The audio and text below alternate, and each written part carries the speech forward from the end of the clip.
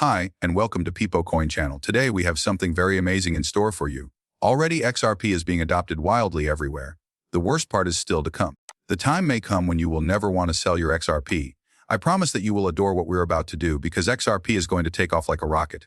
Our current market capitalization is 4.05 trillion. Even though the market is down 0.5%, we are still far above $4 trillion. Our star player XRP is at number 3 at 3.11. Ethereum is at 400 after slipping from 4,600, and Bitcoin is hovering at 117,700. Although we are still down 6.3% for the week, we have actually increased by 0.8% in the last day. Between 3.01 to 3.9 was the trading range. Man, that 3.01 level was so close. I would have jumped all over that if I had noticed 2.99. You know what, though? That's okay. Sincerely, I'm excited about what's going to happen, so I'm keeping my eyes on this thing. I can maintain my optimism because the market as a whole is seeing these little price pullbacks and sideways action. And the main reason, in my opinion, is that Congress recently took a break in August. However, when they return, people should brace themselves because the Bitcoin market is like a coiled spring that is about to blow up. Make sure your bags are at the precise location you desire by keeping an eye out. Look at this, folks, real adoption is at last here.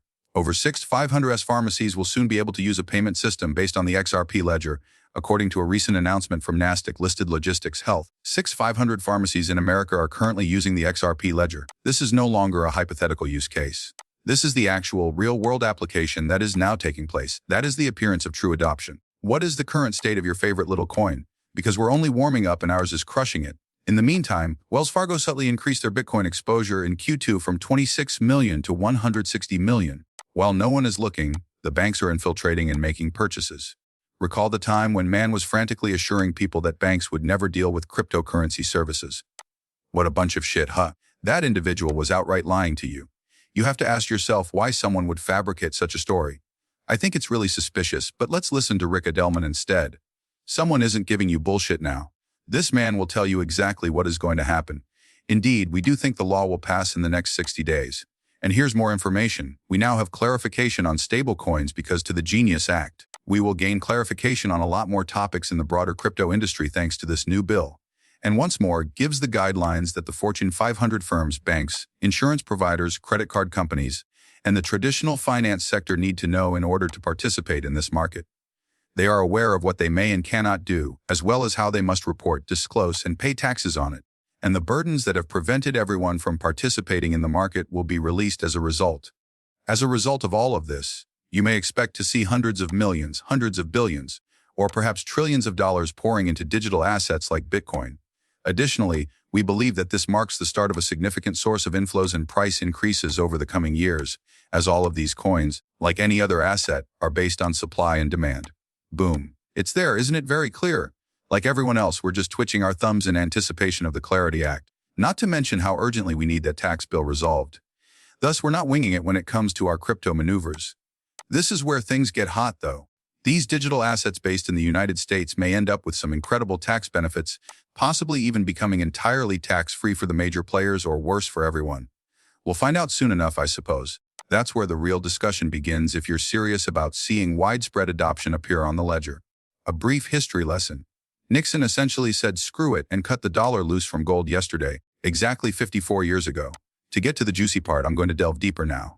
I have some new information for you today on the true cause of all this chaos. When Chad Steengraber predicted that private company dollar-backed stable coinage would dominate the financial industry, he was spot on. The dude is absolutely correct. Take a look at the lineup. The combination includes Tether, Circle, Stripe, and Ripple. While Tether and Stripe dominate the general public and small enterprises, Circle and Ripple are vying for the large institutional funds. You can definitely see the pieces of this puzzle fitting together. Here's the worst part, though. Already, this train is departing the station. The Fed is confined to the platform, observing things unfold, due to the fact that they are unable to obtain a ticket in this new digital economy. Nobody is actually talking about this conversation right now. This whole process is cleverly intended to utterly abandon the petrodollar accord. So it's really the most crucial conversation we should all be having. It won't even be necessary to maintain the US dollar's position as the global reserve currency. The second step is where things start to go crazy. As XRP continues to gain use and liquidity on the ledger over the coming years, it's possible that it will do so even more quickly. That private issuance backing bonds is so strong. Eventually, XRP builds up enough reserves to be able to support the dollar on its own. Take a moment to think about that. Then, all at once, you begin to reduce those reliable coin issuers to a select group of the top participants. You see, there are always periods of expansion and contraction in money. When Christian Carlo took the stage at XRP Las Vegas 24 and broke everything down, we got right into it. He reminded everyone of the several currencies that were in circulation prior to the Federal Reserve's creation. Prior to it, people were exchanging anything and everything, including animal pelts, seashells, deer antlers, and more, simply bartering anything that was valuable.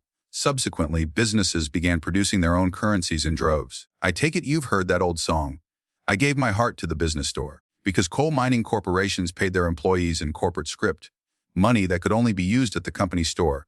People were essentially stuck. Your money was useless anyplace else, so you couldn't simply move to a different town and start again. Converting everything to gold is the only way out. But then you're traveling around in a wagon or on horseback with a load of gold, and every bandit in the area knows you're carrying treasure. Talk about making yourself a target.